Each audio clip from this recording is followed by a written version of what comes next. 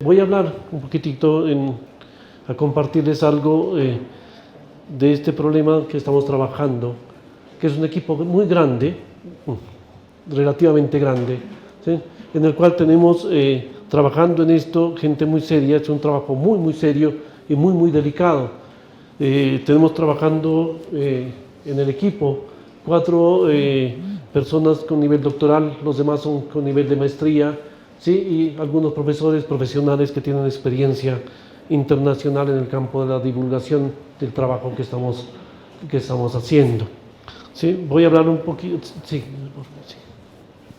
vamos a hablar rápidamente un poquito de lo que es gestión de riesgo, de amenazas e incertidumbre que tiene todo este cálculo de la gestión de riesgo y algunas aplicaciones aquí. En esta parte del ordenamiento territorial se marca según el país, y cada país lo tendrá su normatividad. Allá en 1997 sí se determina que la gestión del riesgo es parte del ordenamiento territorial. Después viene la ley orgánica de ordenamiento territorial, que enmarcada en la Constitución de 1991, que intenta descentralizar el país, pues promueve la descentralización y el reconocimiento de las características particulares del territorio.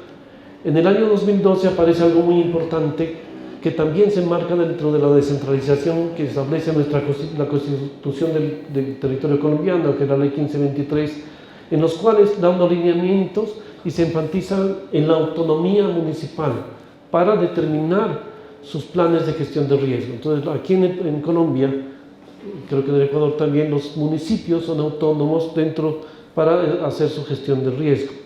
Después viene algo bien interesante en el 2015, que es el marco de Sendai, que habla de comprender el riesgo de desastres, de gestión y la resiliencia, ¿sí? O sea, la capacidad de las poblaciones para lograr superar algo de una situación desastrosa. Entonces, en esto se basa el marco de Sendai, y centrándose en este marco de Sendai, el país hace el Plan Nacional de Gestión de Riesgo de Desastres dentro de este marco, en el cual habla una cosa muy interesante dentro de los lineamientos que está ahí, que para la investigación y el conocimiento sobre riesgos de origen natural, pues se debe, por supuesto, adelantar programas de investigación y evaluación de amenazas por parte de los entes competentes en ello.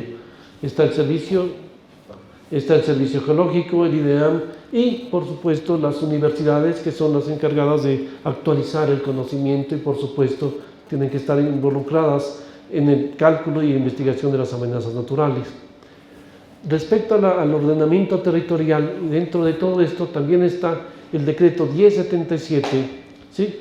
Que establece las condiciones y algo bien importante, que son las escalas de detalle para incorporar en la gestión de riesgo en el ordenamiento territorial. Esto es muy importante, esto de las escalas, y vamos a hablar un poquito dentro de esta charla. Sigue, por favor. La gestión del riesgo en general, pues, se define como un circulito que nunca se detiene, porque siempre hay que estar mejorando, ¿sí?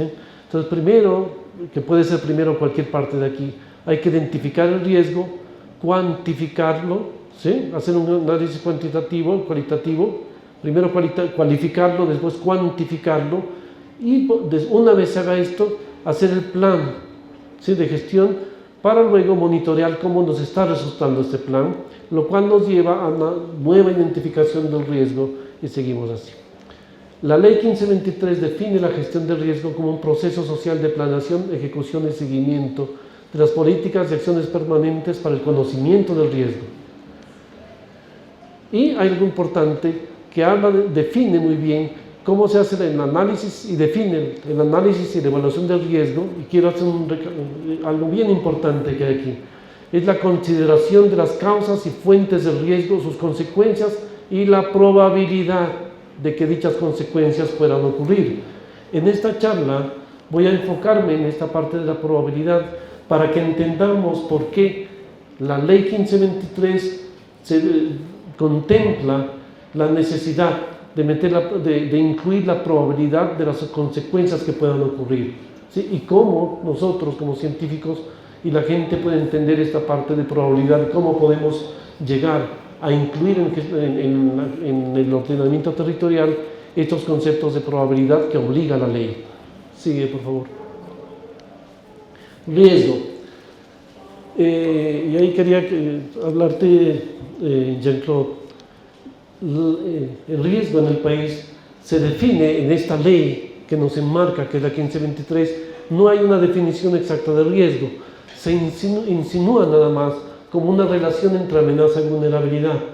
Después sigue con otras definiciones, como por ejemplo la definición de amenaza, que es un peligro latente que se puede presentar con una severidad suficiente para causar pérdidas. Que ya empieza uno ahí, bueno, aquí hay un poquito de vacío. O sea, ¿cuán severo es severo? ¿Sí? O sea, ¿a qué nos referimos con esa severidad? ¿Sí? Entonces, en onda de choque, pues estar aquí nos puede eventualmente romper un vidrio, podemos tener problemas de tímpanos, pero eso pudiera no ser importante. O sea, no es tan severo, entonces no lo tengo en cuenta en un mapa de amenaza. El volcán Galera sí cuenta con esa amenaza, o sea, sí se tiene en cuenta esa amenaza, en otras partes no tanto.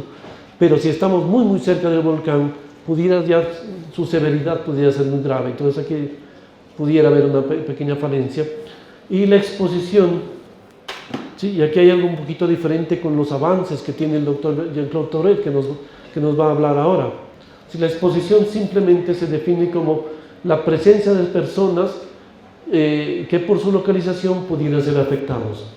Hoy el doctor Torret nos va a hablar unos avances con respecto al entendimiento de la exposición, pero nosotros estamos enmarcados en la ley aquí. Simplemente es localizarse en una zona de amenaza. Y la vulnerabilidad, pues, que corresponde a la predisposición a sufrir pérdidas o daños, ¿sí? Entonces los dos son amenaza, vulnerabilidad, son cosas independientes que unidos llegarían al riesgo de acuerdo a la ley 1523. Sigue, por favor. ¿Por qué también se habla de probabilidad? ¿Sí? Y aquí vamos a irnos llegando a la parte de incertidumbre. ¿Por qué hablamos de probabilidad si la ciencia acepta que todo lo que sucede en el mundo debe tener una causa o una explicación? Ese es el método científico, ¿sí? Entonces, sin embargo, la verdad es que a no todo le encontramos causa o explicación, ¿sí? Y lo que define la ciencia es que el que no encontremos causa o explicación es debido a la falta de conocimiento del ser humano de algunos procesos y que en consecuencia deben considerarse como aleatorios. Aquí en estas definiciones de método científico, pues en esa parte, en el momento cuando hablamos de mecánica cuántica, vamos a hacer una excepción ahí, pues esto no es tan claro, ¿sí? Es decir, con lo que está hecho esto, con lo que estás hecho tú, cuando nos ponemos a ver de cosas muy, muy pequeñitas, ya esto empieza a embolatarse ahí y es un terreno bien fangoso, ¿sí? Como un ejemplo de esta falta de conocimiento, o sea, que deben considerarse aleatorios, es lo que sucede, por ejemplo, con los niveles de alerta de un volcán. Entonces, por ejemplo, hay niveles que, dependiendo de la actividad de este volcán, podemos sospechar que pudiera eventualmente venir una erupción. Y de acuerdo al nivel de actividad que tenga, en general, o sea, con lo que el servicio ecológico, que es el encargado por la ley, por el plan de gestión de riesgo, de hacer el monitoreo de estas amenazas, pues ellos pueden ver, de acuerdo a algunos síntomas del volcán típicamente sísmicos, en general pues hay otros síntomas, vislumbrar que es posible que se acerque una erupción y también llegar a decir que es inminente o de hecho está en curso, pero pueda que no. Y eso lo hemos vivido aquí. O sea, estamos aquí y no pasa directamente amenaza a nivel naranja, a veces ha pasado a roja y de aquí a veces ha regresado.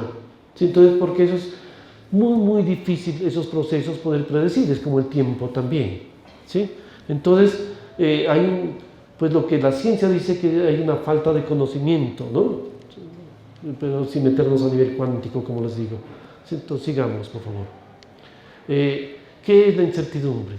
Entonces, la incertidumbre se refiere a aquella situación en la cual no se tiene un completo conocimiento sobre un proceso o su resultado, que es algo certero, al revés. ¿Sí? Si un geólogo hace un estudio en unos puntos, ¿sí?, y descubre que hay una evidencia científica de flujos piroclásticos, de caída, entonces decimos con certeza que hubo en algún punto un flujo piroclástico. Sin embargo, cuando se trata de a partir de eso ver hasta dónde pudo haber llegado eso en el pasado, ya nos metemos en un terreno fangoso, porque es posible que no existan registros geológicos hacia allá. Entonces nos vemos obligados como científicos a tratar eso como una incertidumbre. Entonces podemos decir, asumir un cierto porcentaje de avance y poder tratar de reconstruir lo que pudo haber hecho en el pasado con un conocimiento geológico. Eso no es arbitrario, ¿sí? Tiene que haber un conocimiento de un geólogo para poder intuir a partir de la topografía y de todo su conocimiento, asumir o poder llegar hasta allá. Pero el hecho real es que esto tiene una gran incertidumbre. O sea, llegó aquí o llegó un poco allá. ¿Por qué estira el 50 o el 70% a partir del último registro que se haya encontrado? Entonces esto está dentro del campo de la incertidumbre. Sigamos, por favor. También otro ejemplo es las dataciones que se hacen. O sea, es muy importante poder ver qué edad tienen esos registros geológicos que encuentran los geólogos. Sin embargo, los métodos de datación pues no son totalmente precisos. Entonces tenemos aquí dice un más o menos 50, un más o menos, eso es para cubrir la incertidumbre que hay. Nosotros también, experimentalmente, por ejemplo, podemos tener problemas en las medidas, y es bien difícil poder tener una medida exacta, y aquí señalado en verde, hay, por ejemplo, de unos experimentos que hicimos para poder calibrar el modelo Titan 2F, con el cual trabajamos. Hay una incertidumbre una incertidumbre en algunos centímetros que nos pone en dificultades para poder comparar los resultados que tenemos nosotros con las medidas, ¿sí? Entonces, aquí tenemos una incertidumbre experimental, por ejemplo. Sigamos. Pero ¿por qué existe esa incertidumbre? Científicamente se aceptan en general 3 puntos, más que científicamente desde el punto de estudio de la estadística. Si tenemos, uno, la incapacidad de explicar completamente un fenómeno, ¿sí? Eso científicamente usualmente tiene. Segundo, la incapacidad para modelar o representar adecuadamente un fenómeno. Entonces, un modelo en realidad es un intento de replicar lo que pasa con la realidad. Entonces, la realidad es un sistema real grande del cual extraemos las cosas que consideramos importantes, y a partir de esas cosas importantes podemos deducir o tratar de expresar matemáticamente con ecuaciones lo que pasa ahí. Entonces a veces esto se nos vuelve un poquito complejo y asumimos cosas que pudieran llevarnos a tener una incertidumbre, y otra es la incapacidad de medir o observar de forma precisa un fenómeno. Entonces, lo más común en los problemas reales es que pueda que no exista una información completa, ¿sí?, o certidumbre como para establecer modelos determinísticos. ¿Y qué es eso del determinístico? Sigue, por favor. Entonces esto nos lleva a los tipos de incertidumbre que existen. Primero, el determinismo, donde la incertidumbre es cero. Hago algo determinístico cuando no existe incertidumbre, ¿sí? Entonces conozco completamente el fenómeno. ¿Sí? Ya hemos visto con unos ejemplos que es muy difícil llegar a un determinismo de tipo cero, ¿sí? Después en este nivel sigue la aleatoriedad, en la cual se conocen posibles resultados, pero no se conocen muy bien las causas de ellos. Después tenemos algo que se clasifica como vaguedad o imprecisión, que es la incapacidad de definir en forma precisa las causas y los resultados. La ambigüedad, pues resulta que encontramos algunas informaciones y no podemos explicar sus causas. Y la confusión, te llega confusión cuando se mezcla la vaguedad con la ambigüedad. Y cuando se tiene confusión, pues nos puede llevar a ciertos problemas bien complicados, incluso de relaciones humanas, o si este es el fenómeno y comenzamos a patalear ahí lo que decimos, ¿no? Sigue, por favor. Aplicación. Esto es bien interesante. El mapa de amenaza, los mapas de amenaza en general se hacen a escala regional. El mapa de amenaza que tiene el Servicio Geológico está en una escala de 1:30.000. Aquí un ejemplo de una partecita, que es en el que estamos trabajando en la Florida, del mapa en su cuarta versión, que me van a matar los amigos de Ingeminas, que perdón, no los saludé a la llegada, ¿sí? Intenta ser determinístico, ¿sí? Y es una escala 1:30.000. Cuando a esta escala se intenta aplicar a una escala local, nos puede, y ha generado muchos problemas en la historia de aquí en nuestra región. Sigue, por favor. ¿Por qué? Cuando intentas pasar la escala local, puede suceder esto, que esta línea te puede partir una casa, ¿sí? Entonces de aquí hacia la derecha está en amenaza media y hacia la izquierda en amenaza alta. Y surgen preguntas bien interesantes aquí. Primero, ¿esta casa está en amenaza media o está en amenaza alta? Segundo, ¿es más seguro estar aquí en el balcón que en esta habitación? ¿En qué tipo de amenaza está esta moto?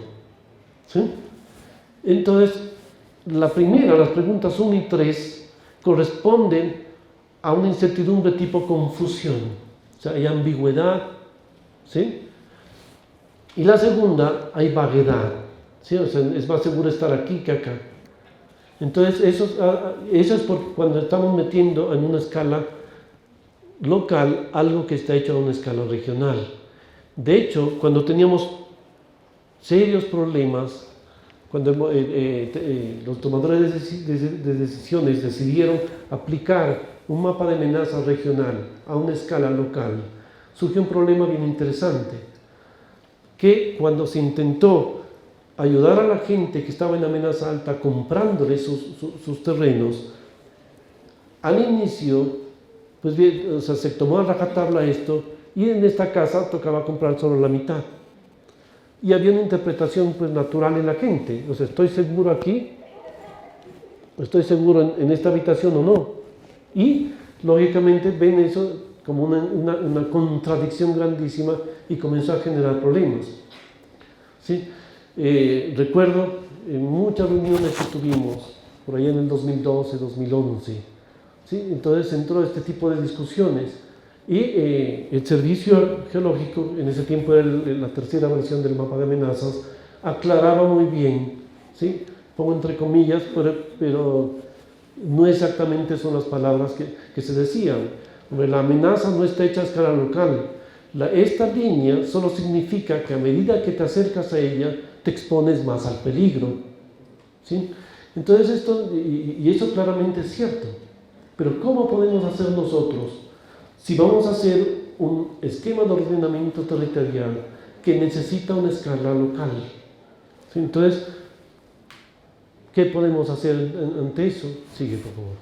Entonces, ¿cómo aproximamos nosotros a escala local este conocimiento? Entonces, habría que cazar y aprovechar todo tipo de conocimiento que exista en el mundo para poder ver a escala local. Sigue, por favor. Entonces, lo que nosotros proponemos y estamos haciendo, para poder hacer esto, hay que aceptar que la amenaza se debe ver como un fenómeno aleatorio. ¿Qué es la aleatoriedad? La aleatoriedad requiere una perfecta definición de resultados. Por ejemplo, la probabilidad de llegada de un fenómeno amenazante. Pero hay una incertidumbre, y es en la forma en que llegan esos resultados. O sea, no conozco condiciones iniciales, habría incertidumbres en los modelos, etc.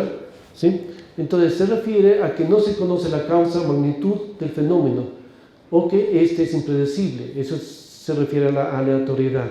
Entonces la falta, y lo que define la ciencia, es que la falta de conocimiento del ser humano hace que algunos procesos deban considerarse aleatorios. ¿Por qué? Porque es la única forma que se tiene por ahora de cubrir toda esa cantidad de incertidumbres. Por ejemplo, es posible, si nos preguntamos, ¿es posible que lleguen flujos piroclásticos o corrientes piroclásticas de densidad al casco urbano de Pasto? Entonces no podemos responder ahí. ¿Sí? ¿Por qué? Porque estamos en un fenómeno complejísimo, ¿sí? Y la incertidumbre de eso es muy grande.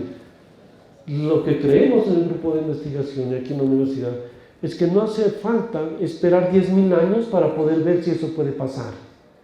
Entonces vamos a recurrir a otra cosa. Sigue, por favor.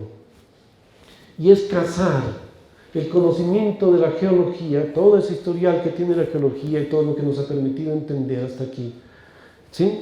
Y partir de lo determinístico y casarlo con un modelamiento para estudiar ese fenómeno desde el punto de vista aleatorio y poder predecir probabilidades, ¿sí? En el grupo hemos avanzado, hemos pasado ya de probabilidades frecuenciales hacia algo bien complejo que es la probabilidad bayesiana. La ventaja de estas aproximaciones probabilísticas es que podemos cuantificar la amenaza, podemos cuantificar también el nivel de incertidumbre que nos da esto, ¿sí? De esta forma facilitamos la cuantificación del riesgo y lo cual ayuda a los tomadores de decisiones a llegar a establecer niveles de riesgo aceptables. De esta manera, finalmente, nosotros podemos responder al requerimiento de la ley 1523 que habla de que debemos encontrar la probabilidad de que esas consecuencias puedan ocurrir. ¿Sí? Entonces, con esta forma respondemos y eso es lo que nosotros intentamos hacer, darle a los tomadores de decisiones de este municipio, dentro de la autonomía que la ley les da, una herramienta en la cual puedan cuantificar el riesgo y así tomar las decisiones respectivas basándose en un trabajo muy serio, como les digo, que consiste en casar la geología con el modelamiento.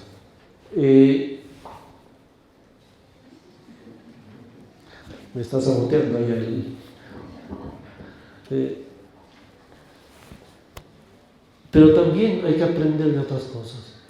O sea, también no solamente es esta parte puramente científica, porque somos humanos y el componente humano es bien complejo y la incertidumbre ahí sí que es gigantesca. Entonces, ¿cómo podemos aprender también? Entonces, podemos aprender de otras experiencias como nos van a compartir tanto Antonio como Jean-Claude como Liliana, ¿sí? y Jorge, pero también otras experiencias de, por ejemplo, cómo nuestros ancestros manejaban la gestión del riesgo. Ahora ya. Miren, lo que se ha encontrado, algo muy interesante, que son unos depósitos de comida que tenían nuestros ancestros, que se llaman los tambos. ¿Sí? La P se pronuncia como B. ¿Sí? Entonces, los tambos eran sitios de depósito y lo que se encuentra es que eran muy grandes. Este es espectacular, esto es en Rapchi, al sur del Cusco, ¿sí? Y guarda toneladas de cereales, ¿sí? de material difícilmente perecible. Eso no es suficiente, la explicación en general es que eso era para el chasqui, para que él pueda parar, ¿sí? Cada que tenía las paradas, pero difícil creer que en una parada se coma unas cuantas toneladas de quinoa, ¿sí?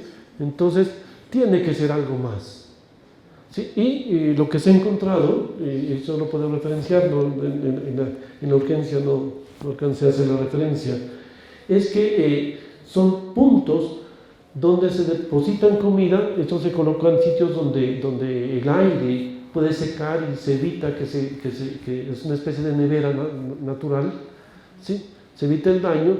Y lo que pasaba es que cuando hay un desastre natural, como las comunidades quedan aisladas, la comida está en el tambo, ¿sí? Entonces esa es una forma de hacer gestión del riesgo y prever lo que puede pasar, ¿sí? En el futuro. Ahora miren también lo que hacían, y no solo los incas, porque ellos aprendieron también de otras culturas. Sigue, por favor. ¿Sí? Es este sistema de gestión de riesgo. Primero, bueno, en general el imperio inca, o sea, y los 4 reinos, que llama el Tahuantinsuyo, gracias, el Tahuantinsuyo, ellos vivían en una parte desértica, entonces era el manejo del agua muy importante, o sea, tienes que controlar el flujo del agua con presas, ¿sí? Para evitar crecientes y poder generar distribución de agua. Tienes estabilizadores de pendientes con terrazas que facilitan de una manera increíble el riego de manera natural, ¿sí? Y tienes cosas importantes.